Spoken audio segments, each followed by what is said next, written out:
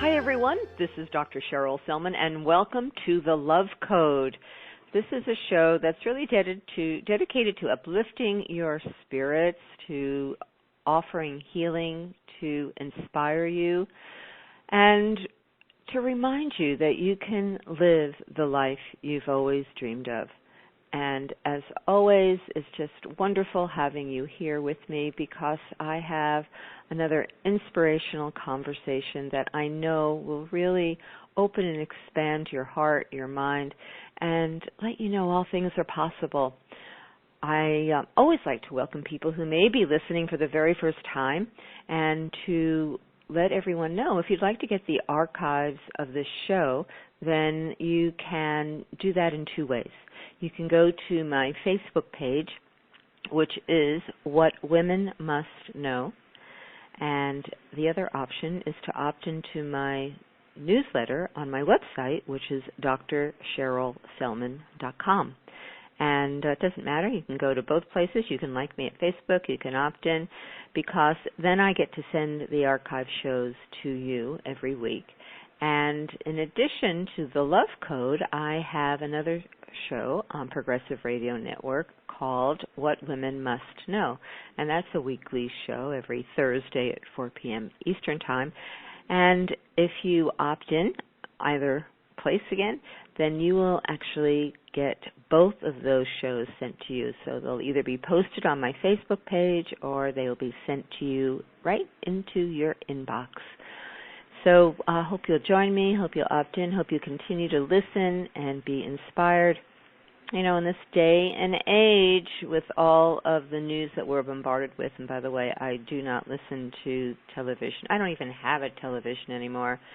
And I even gave up listening to NPR on the radio, except for very, very select programs on Saturdays. I just have chosen not to be surrounded and infiltrated with fear and to counteract all the fearful information that we are being given, all the fearful programming on many levels. We need programs like the Love Code, and we really need the inspiration from people who are opening their lives to another way to experience who they are and to experience reality and bring more love, peace, harmony, and joy into our lives, because that's really what it's all about here. So if you are not experiencing love, peace, harmony, and joy in your life, then the Love Code is definitely a show you want to be listening to every week. And today we have another wonderful guest who will be inspiring us, and we're going to be exploring a conversation about overcoming chronic life-threatening illnesses with my very special guest, Richard Shunya Barton. And let me just share a little bit about Shunya. He prefers to be called Shunya, his spiritual name. So Shunya is the lead teacher and center leader of Master Sha Dao Healing Center in San Francisco. For more than 30 years, Master Shunya has been leading individuals and groups to apply spiritual wisdom in practical ways to make everyday life easier and happier, and to overcome life challenges like chronic and life-threatening conditions. He is a living example of his teachings as a long-term survivor of the earliest days of the AIDS epidemic. He has a reputation as a powerful, committed healer who serves his clients with all his heart and soul. Master Shunya is known around the world for his ability to connect and serve with great compassion and love. And I can vouch for that because I have personally met Shunya and spent time with him, and he's an incredible, incredible human being, and I'm so happy to have him on the show today. So welcome, Master Shunya, to the show. Well, thank you, Dr. Cheryl. What a kind introduction. Thank you. Well, it's a wonderful story, wonderful mission you have, and it's a delight to have you here sharing with my audience your journey and inspiring people with the possibilities of what's there for us when we open our heart and bring in that spiritual connection. So, I think it's always interesting to find out more about a person's personal journey. So How about we just start by sharing your personal journey and what were the challenges that you encountered that brought you to this place of your spiritual purpose and mission in life? Yeah, I'd be happy to share that. The significant turning point for me was 3 days before my 23rd birthday in 1984. I had been having flu-like symptoms and a sore throat that just wouldn't go away.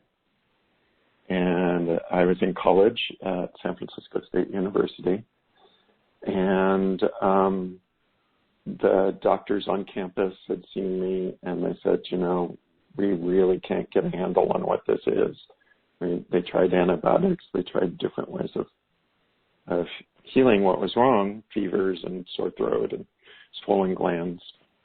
And they sent me to a private physician over at Kaiser.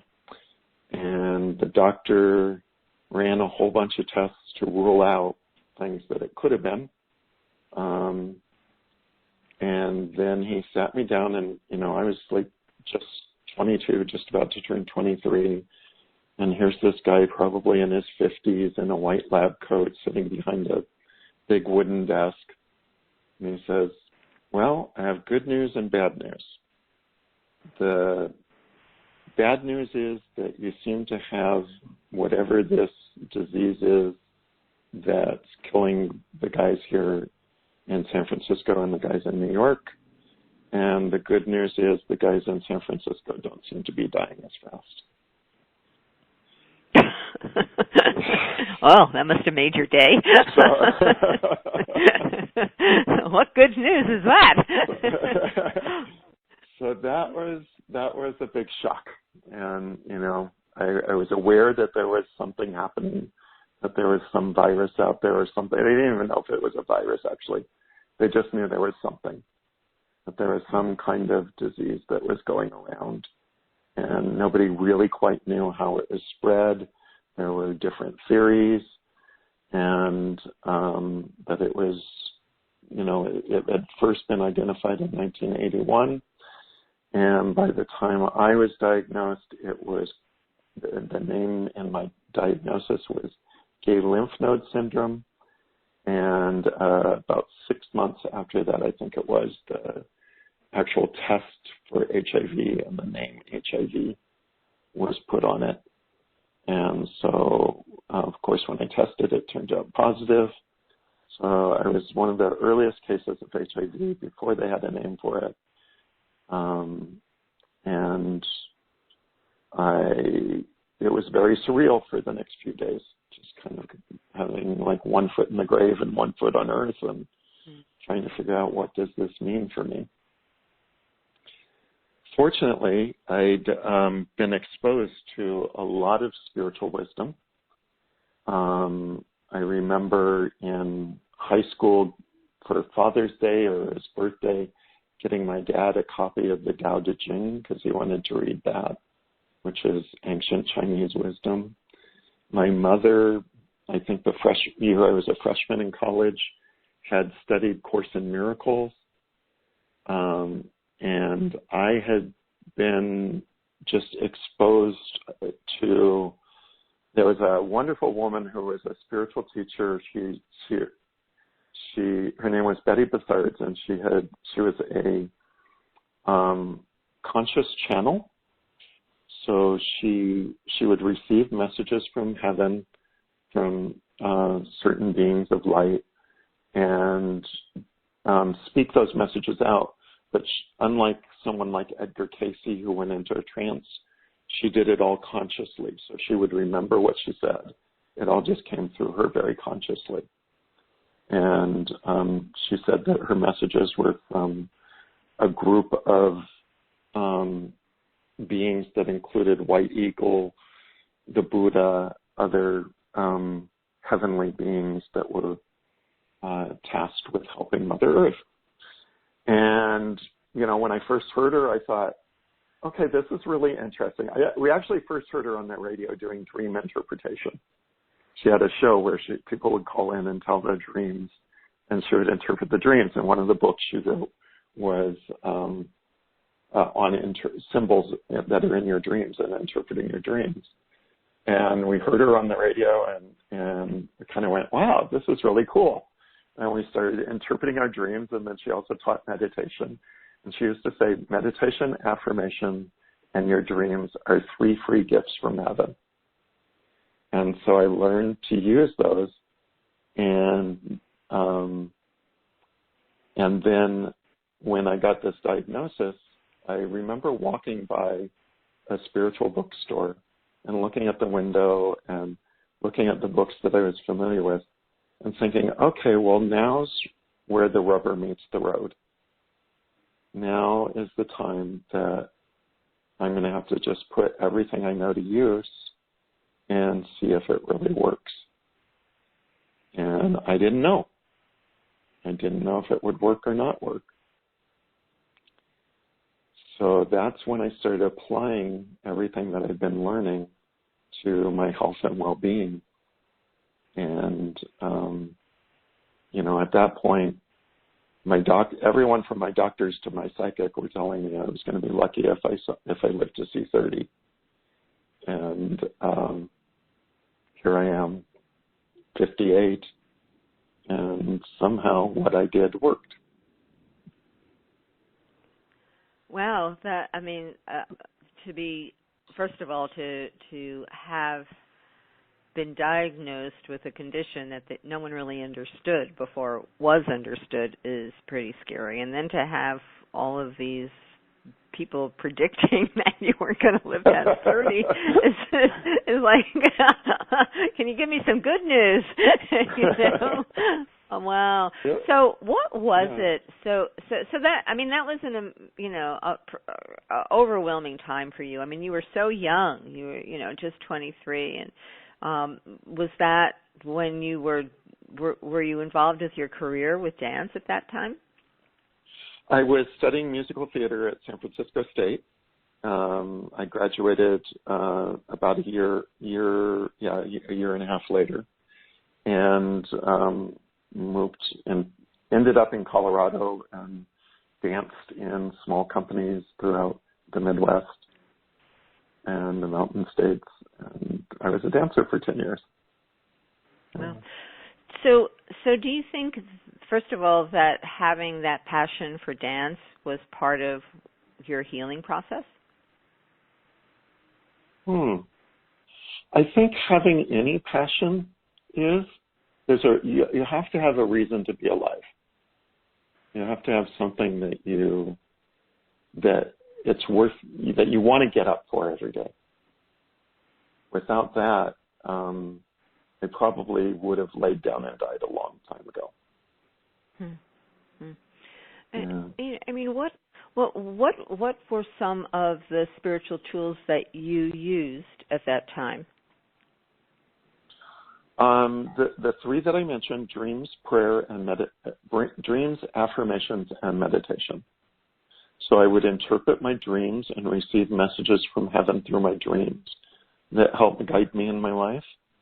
I started doing meditation practice at 20 minutes a day, and very simple meditation practice. I went on to do many, many more, and I was a very on-again, off-again meditator at that point in my life.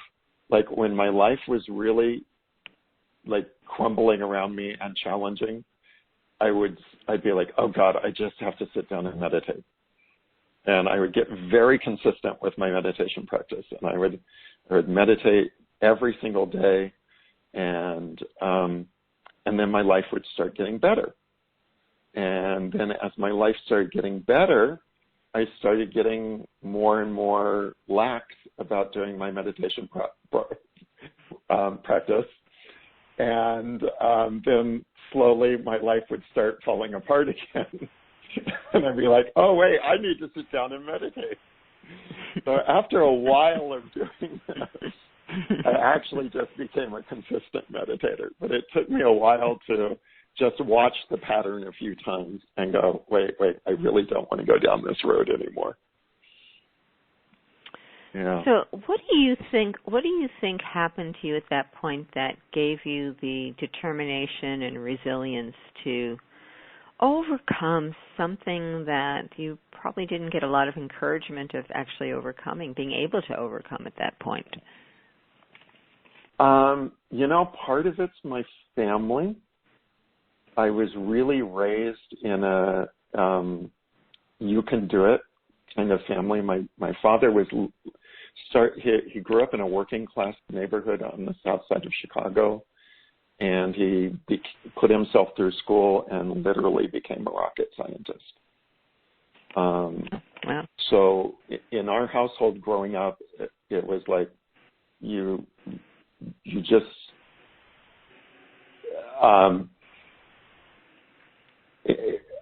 I don't know. I don't know if it's stubbornness. I don't know exactly what it is. But in our household, you just didn't. You just had. There was an attitude I grew up with of course you can do what you set your mind to. So that was part of it. And as I've grown in my spiritual evolution and understanding, I would call that part of my karma and my family's karma, my ancestral karma. So it's kind of the subconscious and superconscious messages that are already there that set that kind of condition in life. Okay, so you said something about ancestral karma helping you. Yeah. I think it would be good to delve into that so people can understand what that is and how it works and what it means in your life. I mean, what is it as a understanding as a truth or reality about how life operates. Yeah, I mean, it's certainly not a concept I grew up with. In the neighborhood I grew up with, I would go with my friends to their churches, and it was kind of Protestant or Catholic. That was, that's all that was served on that table. Many varieties of Protestant and one Catholic. And that's all I knew. I was from a very early age, I was interested in God and spirit, and that there was something bigger than all of us. And I remember as a kid going to Sunday school and thinking, yeah, everything they're teaching just totally makes sense. Everything that I'm reading here in the Bible makes sense to me. Of course you should love your neighbor. Of course you should love the divine above everything else. Of course you should treat people the way that you would want to be treated. I was like, but why aren't the adults doing this? They're talking about it every Sunday, but what's wrong with this world? Why is nobody acting? Why is everybody acting like this isn't true? And so I didn't grow up with any kind of Eastern religions until, my later high school years, college years. And then I started getting exposed to more what at the time was called New Age thought and Eastern philosophy. And one of my minors my minor in college was comparative religions. So I started studying different religions and different ways that people understood what I'm comfortable calling the divine, but you could call it the universal truth, universal wisdom, the Tao, the source, the creator, Father, Mother, God. I think we're all trying to talk about the same thing, but we have different experiences of it, so we talk about it differently. And one of the concepts that I got exposed to was reincarnation and karma, two concepts. And reincarnation started making sense to me because it never made sense to me if there's one God and God is love, then how would you have it that someone is born as a woman who is living in poverty, a girl living in poverty who's shunned by her family and ends up having to have a life of working in the sex industry and is constantly struggling and gets involved with drugs, and and that's her life. And somebody else is born a white male in America in a wealthy family who has everything, on a silver spoon, and, goes to all the right schools, gets everything, everything in their life works. They have a magical life, and, and they spend their spare time sailing on their yacht. It's just like, how does a loving God create those two scenarios? And that's it. That's the picture. That's what you get in this lifetime. It just didn't make any sense to me. And when I started learning about reincarnation and the idea that you came back lifetime after lifetime to learn lessons, to evolve your spirit, your soul, the core of who you are, to have experiences, to grow and learn and be more in alignment with the universe, that made sense to me. And like just on a gut level and at the level of mind, it was just like, yeah, that's the only way that this can make sense, what we're doing here. At least to my way of thinking and understanding. And so it started making sense that we had more than one lifetime and different opportunities to experience different things. And out of that, the experiences that we have and the choices that we make change our frequency and vibration, and what we feel, what we think, what we project becomes our reality. So our thoughts, our words, our feelings are very, very powerful and create the experiences that we have, mostly unconsciously. And so there's that's the karma that we carry forward. So by doing good things, we create good karma. By doing bad things, we create bad karma. And, I was just had time to watch a movie, and I watched this movie called Cloud Atlas. I think it's a book also. And the way they said, and it was really about many lifetimes. And one of the lines was, with every crime and every kindness, we are birthing our future.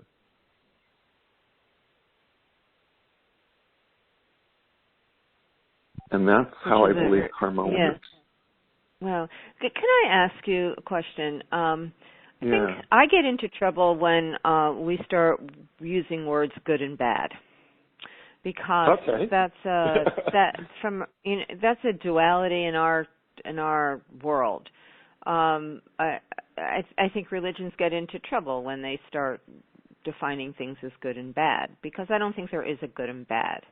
I think everything is about experience and learning and evolving and growing through experience. And the experiences we have and things we do and the choices we make will have an impact. And, I believe the greater purpose of that at some point in the soul's evolution is to understand that experience and learn what you need to learn about that experience or about that energy, or about that frequency, and use it as a grist for the mill in the evolution of the soul, of reconnecting more and more. So I just have a problem with good and bad because everything is about learning and evolving and healing. Yeah.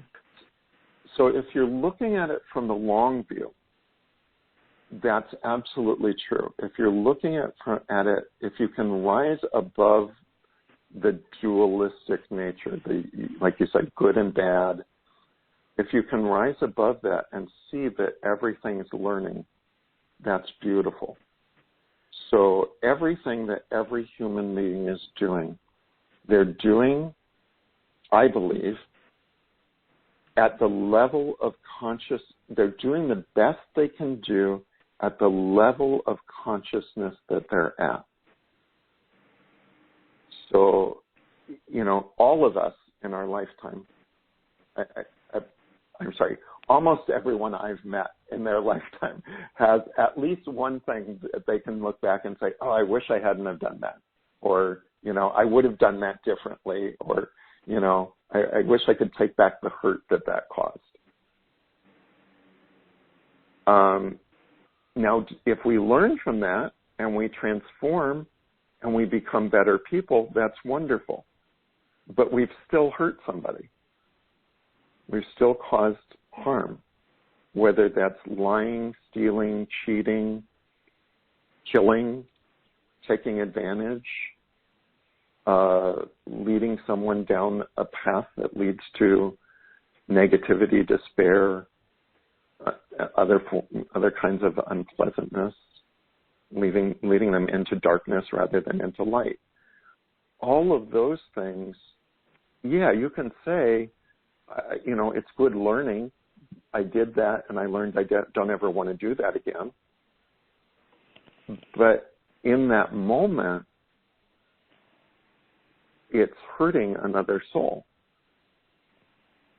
And so I think we can all agree that it's not a good idea to go out with a gun and shoot up a school. Now, I have empathy for the people who do it. The kids that are doing this often are bullied, ostracized, marginalized, treated very, very poorly.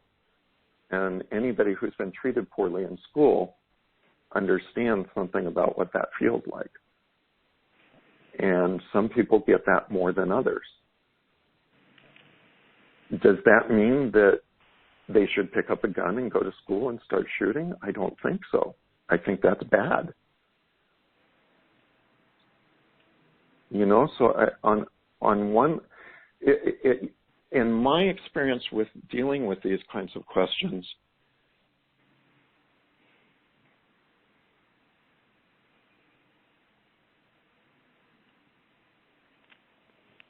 Yeah, are you there? Oh, I think we lost Shunya. So hopefully we'll get him back. So while we're waiting for him to come back, I do find these questions really worthy of investigation. We need to think and delve into questions of who we are and what is happening here in the world in a deeper way than most of us do by just watching reality TV. Well, there is a fascinating unfoldment happening on this planet at this time in this dimension, and we're all part of it.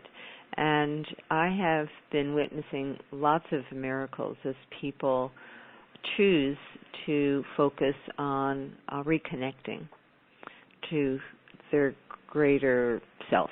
You can call it your spiritual self or your soul, and as a result of making that energetic shift and using tools like meditation, like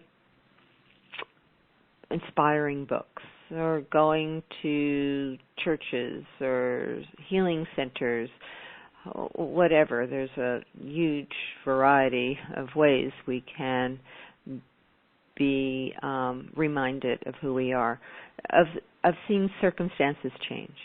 I've seen people who have had chronic illnesses get healed. I've seen people who have had difficult life situations be able to turn it around. I've seen people who've had difficult financial challenges have doors open to them. And it is part of this learning, healing journey we're on where we can create amazing miracles. So that's what my life is about. And it sounds like, Shunya, you're back? I am. So sorry, my line dropped out. Yeah, I know it happens sometimes. So I was just having a little chat with everyone, waiting for you to get back. But Yeah, so reincarnation. So we can talk about the reality. There's reincarnation is an interesting topic, and I'm going to go into it in more depth in another show. But there are so many studies and situations and circumstances that reincarnation has. People have remembered their past lives and then it had it validated. That it's really hard to argue that there is something else going on here, and it isn't just one life that we live and then poof, it's over with. And there's a greater purpose of the experiences we have and how we choose to live it. And I just find that just so fascinating personally. I don't really know any of my past lives. I haven't really accessed past lives. I know people who have done that, supposedly. But the point is, it gives you another perspective on things. It just opens up and broadens your horizon of the greater goings on here than what you might have been told when you've gone to your Presbyterian services, right? Well, one of the things or we do synagogues or any of those places. We don't yeah. get that kind of teachings there. One of the things that we do at our center is we offer readings from the Akashic Records to help people understand their past lives. Okay, so let's talk about that for people who don't know what Akashic Records are. We got to start with the definition.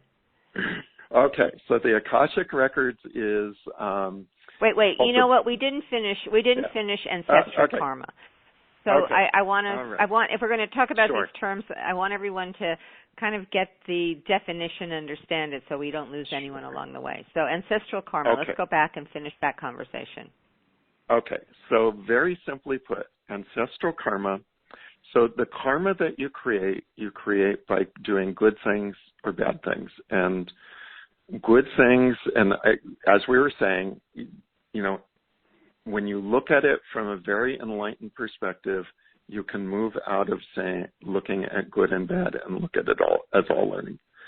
But just for simplicity's sake, I'm going to say that good includes things like service,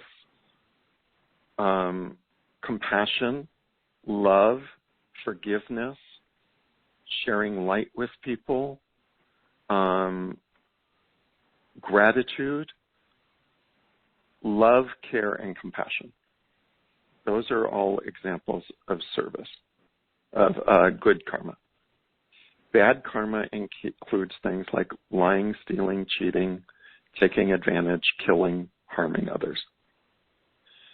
So when we create, whatever we think, say, or do creates a frequency and vibration that stays with us and comes back to us, sometimes multiplied. So the good things that we put out there come back to us. The bad things that we put out there come back to us. Not only do we create our own karma, but in ancient China they had a saying, the ancestor plants the tree, the descendant sits in the shade. The wisdom of that is what we do affects generations. In, I believe it was Iroquois, but I may be, when one of the Native American tribes, they taught me that everything you do affects 7 generations. So these are different ways of talking about our ancestral karma, that what our ancestors do good comes to us. What our ancestors do bad comes to us. So every circumstance in our life is colored by what we've received from our own past lives and from our ancestors and their past lives. And can I jump in here and just give validation of that from another perspective, okay? Sure. Because I do nutrigenomic testing. So nutrigenomic testing is a way that we actually are looking at the aspect of the genes that are influenced by environments. And we now know in this world of epigenetics that your genes and who you are and how you express yourself in the world is determined by experiences that your parents, your grandparents, and generations before had, and those circumstances and events, and even how they were thinking, the emotional state that your ancestors were in, leave an imprint in your gene expression that you are carrying and manifesting into this lifetime. So in a sense, it's kind of saying the same thing, Shunya. We're just, from different points of view, but coming to the same conclusion that our ancestors are directly impacting how we are. And whether it's how we are and how our genes are expressed and how we deal with inflammation and how we deal with oxidative stress and how our liver detoxifies, or whether we're looking at how the emotional state of past generations has an influence, an impact on how and what we are dealing with in this lifetime. So it's very powerful thought and a great responsibility. Yeah, and I love how, in the time we're living in, science and spirituality are really coming together as one.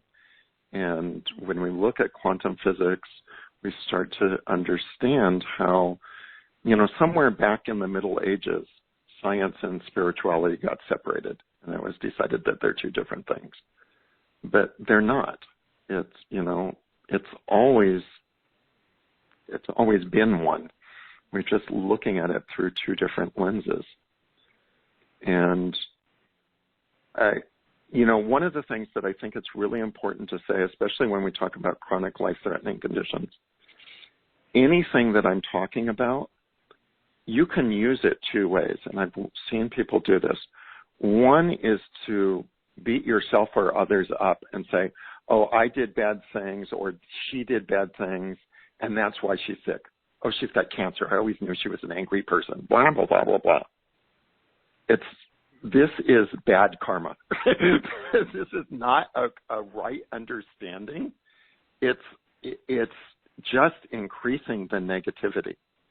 When I say these things, the only reason that it's helpful, and I learned these things from Louise Hay, I learned these things from Science of Mind, I learned these things from many, many different sources from Master Sha, and the only way that it's helpful is to say, if I understand what's below the physical manifestation of this condition, I have much more power to take charge and change my soul, heart, mind, energy, and matter, my whole being, in order to give myself the maximum opportunity to be healthy and to be happy. Right. So here's where I'd like us to go. So thank you for explaining that. And we were talking about the center and do readings, Akashic readings. Before we go there, let's step back a little bit and share more of your story and on your spiritual journey and on your healing journey. Sure. And what brought you to the teachings of Master Sha, who we've had on this program before, many of his teachers and who are expressing and bringing the spiritual teachings into the world in different ways. Tell us your story of how you connected with your spiritual teacher, Master Sha, and a little bit about who he is, people who haven't heard about him. Yeah, thank you. I was already studying spirituality in college. I was studying comparative religion. I started studying with Betty Bethard's, who was a conscious channel. And when I got the diagnosis, I started applying all of this to healing. And one of the main inspirations there was Louise Hay, who is a woman who had cancer, and she was introduced to what's called the New Thought movement. Some people know that from The Secret or, other New Agey kinds of books. But I really was right in the middle of the New Age movement in the Bay Area, so it was just, it was an incubator for all of that. And she had used what she learned to heal cancer, to overcome cancer, by changing her thoughts and her words and her actions. And she wrote a wonderful book called You Can Heal Your Life that listed what thoughts are related to different conditions in the body. And I started using that, and I was doing massage along with being a dancer. I was a massage therapist, and I would ask my clients, I would say, hey, you've got this pain here in your shoulder, and, this is what Louise Hay says this is about. And they'd be like, oh my gosh, that's exactly what's going on with me. So it started being affirmed more and more for me, and I started actually down the path of becoming a minister in one of those churches. And about that time, then I met another channel who was a trance channel. She would go into meditation and then speak through her. And so the being that came through was called Oceana, and I worked with Oceana for about 20 years, and this was in Boulder, Colorado. And one of the things Oceana did was also take us to all different kinds of spiritual teachers. So I worked with Native American teachers, with Buddhist teachers, with Hindu teachers. And, there's a joke around Boulder that if you walk around the block in Boulder, you're likely to trip on an enlightened master, and you may hit another one on your way down. Because Boulder's just like that. It's full of spiritual teachers. And, it's just something people in Boulder do. So it was kind of normal there. Not in the rest of Colorado, but, in Boulder, that was considered normal. So I was hanging out with those people, and I was teaching what I was learning. And, I was a teacher at AIDS Medicine and Miracles Conference, at different, I got to go and teach in Italy. And then, and I was studying with a channel in Colorado, a guru from northern India, and Swami from southern India. And I was doing hours and hours of spiritual practice every day. And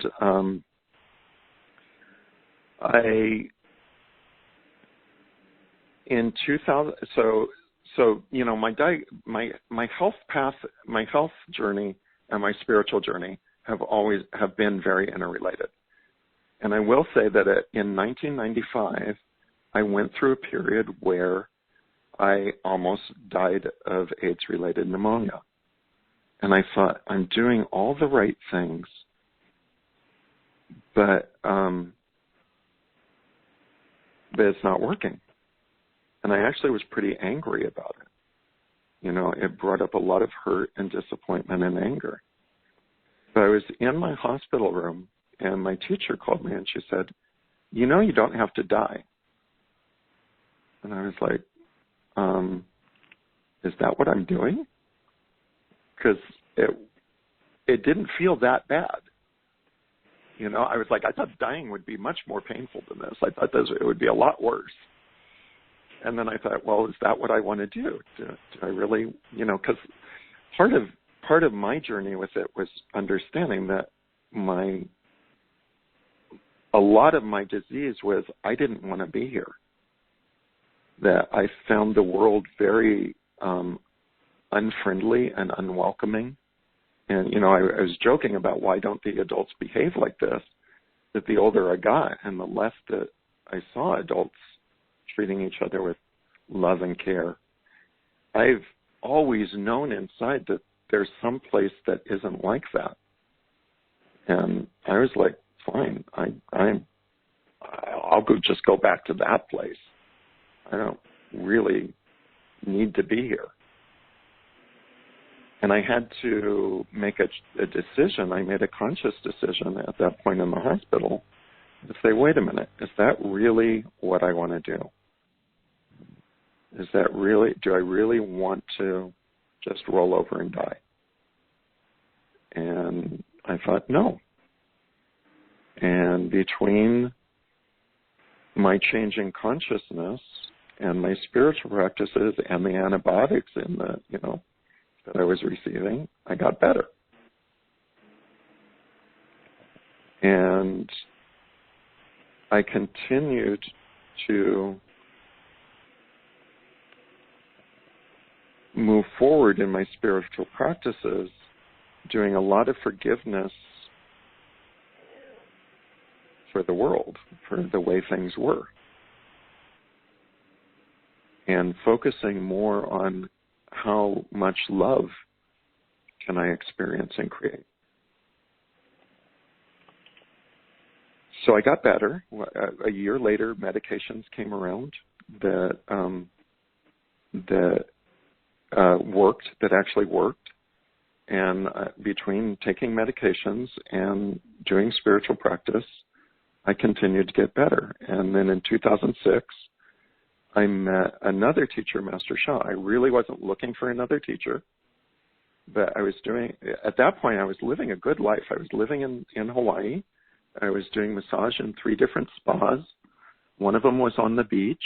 One was at a spiritual church, Unity Church of Hawaii. It was, I had a partner who loved me and I loved him, and it was a pretty good life. And then I saw what Master Sha could do. I went to a talk he gave at the church where I worked in the healing clinic doing massage. And I saw him with a woman who had no cartilage on her knees. And he did what he called a soul operation and a soul transplant for the knees.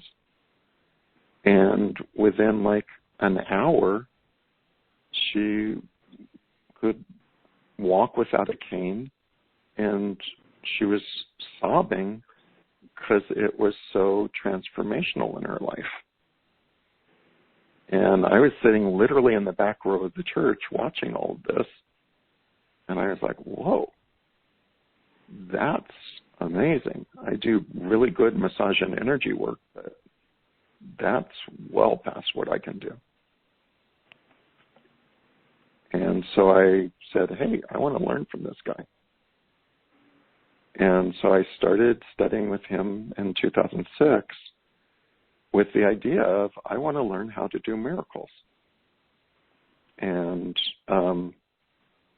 in my mind, last summer, I was teaching in Trinidad, and there's a 72-year-old man who was a student of mine that's been a student for several years, always comes to the classes when I'm there, always joins us by video when we do video classes. And in the middle of the class, he started having a heart attack, and he refused to go to a doctor. And I was just like, okay, heaven, what do you want me to do? And so they said, well, have everybody, we were teaching healers, actually. We were teaching our first level healing called Tao Hands. And I had everybody give him a blessing. That's what the guidance I got, was have everyone give him a blessing. And that helped a little bit, but he was not doing so well. So I went over, and again, I'm telling him, you need to go to a doctor. I don't know how this works in the Caribbean, but if I was in the States, I would be calling 911 right now. And he was like, no, I'm fine. It's just indigestion. I'm okay. This guy was a boxer when he was young, to give you an idea. He'll tell you, he's a stubborn old guy. I love him, but he's a stubborn old guy. and he refused to go to a doctor, and then having gave me the guidance to give him a blessing by putting my hand on top of his head. His hair was damp with sweat. His skin was cold and clammy. And I was like, okay, heaven, just tell me what to do. So I gave him a blessing. And again, it was a little better, but we still weren't out of the weeds. The guidance was to just keep teaching. And so I just did what heaven was telling me to do. I just kept teaching. And then they said, okay, now do an emergency blessing now. So I got out the calligraphy, and one of the ways we offer blessing is through writing calligraphy. I wrote a calligraphy for him. I felt immense power from heaven coming through my body, through the brush, through the calligraphy to him. And he stopped. He had been like gasping. He stopped gasping. His face settled down. His color came back, and he went back to normal. I kept telling him, you have to go to a doctor. He still wouldn't go to a doctor. Finally, 2 days later, he went to his doctor, and his doctor said, you're a very lucky man. You survived a heart attack. Now, in my perception, and I always realize that my reality is my beliefs. I'm not saying anybody else has to see things the way I do. I believe a miracle happened that day. Sure sounds like it. So this is why I started studying with Master Sha. And I know that as a massage therapist and energy worker, I could not have done anything like that. Mm-hmm. Mm-hmm. And so I am just honored that I can help people this way. And, in my own healing, my T cells, which is the measure of health in someone with HIV, they were plateaued around 500. And working with Master Sha over years, they went up into 700. And for me, that was a real sign that not only am I able to help other people more, but it's also helping me. So that's kind of my story with Master Sha. Yeah, that's an amazing story. And that was 13 years ago, and you've continued to learn from Master Sha and have gained more knowledge, more skills, and you now are one of the directors, I guess you would say, right? Directors of the San Francisco Center. Yeah. So, okay, in the few minutes we have left, because we're coming to the end, we didn't really get into the Akashic Records, so people can go to your center and learn more. And but let's talk about some of the resources that people have. Here's what I want to ask you first of all, to just kind of wrap this up. If people who are listening, either for themselves or someone they know, are dealing with a chronic, life-threatening illness, what would be the most important things you could say to them?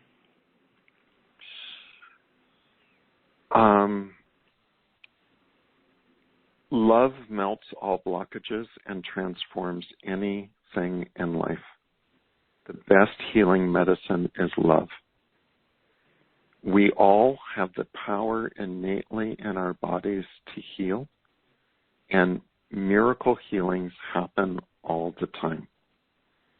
Western medicine is wonderful and saves billions of lives. Chinese medicine is wonderful and saves billions of lives. Use everything that works, and you have to address the root, I believe, the root spiritual issues that are also part of healing the soul, heart, mind, and body. But we can do that, and there's always hope. And in the end, what I came to realize for myself, whether I lived or died wasn't really the big question. What happened to my soul was the big question. Because we're only here for a short time. And I believe we're somewhere else for a whole lot longer. And one of the so you have a wonderful center in San Francisco, and there is a Facebook page called Master Sha Tao Healing Center, Master Sha, S-H-A, Sha, Tao is T-A-O, Tao, maybe people can hear it as that, Master Sha Tao Healing Center. And if people want to know more of the programs out of your center in San Francisco, the best place to go would be your Facebook page. Do you stream some of the classes from San Francisco? We do. We webcast almost everything we do. Okay, so that's a great place for people to go because they can access many programs there and learn more. If people want to, go ahead. Every week on Wednesday at 6 p.m. we do a free introduction to what we do, and that's always webcast. Oh, that's cool. You can find they just need that's 6 p.m. Pacific time. So they just need to go up to the Facebook page and they can access that.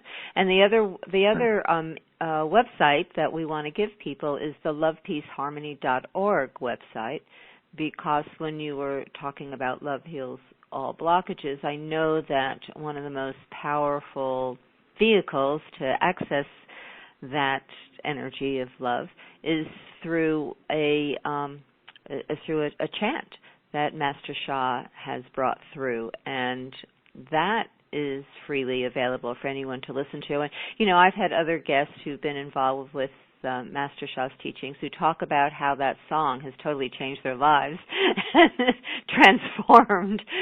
truly transformed them, just playing it, not even believing in anything, but just having it going on in the background or chanting it throughout the day. And lovepeaceharmony.org is the website that, amongst other things, because that's a nonprofit, has some wonderful projects and programs, but also can receive that the link to that chant. So we have about a minute left. Shunya, anything else you want to say before we have to wrap all this up? Well, thank you so much for having me on, and I'm really delighted to be able to connect with your listeners in this way. If there's something I can do to help you to thrive with a chronic or life-threatening condition, I am delighted to share what I've experienced, what I've learned, and tools that have helped me and have helped a lot of other people. Well, thank you for that, because you're such an inspiration, Shunya, and what you have overcome in your life and how you are now such a bright light helping other people. It's just wonderful to know that you're there and making a difference in the world. So thank you for all the wonderful dedicated work you do through your center in San Francisco. And I hope people will go and visit your Facebook page, which again is Master Sha Tao Healing Center, or lovepeaceharmony.org. But if you go to the Facebook page of Master Sha Tao Healing Center, you'll go directly to the center and can attend one of the free introductory classes online and learn a lot more about this healing journey. And I just want to thank you for being with us and being such a wonderful inspiration in this world, Shunya. And I just wish you ongoing peace, health, happiness, love, and joy. Thank you so much, and the same for you and your listeners. Thank you. And yes, to all of my listeners, I hope that you will open your hearts and have a week filled with love, peace, and harmony. Until next week, take care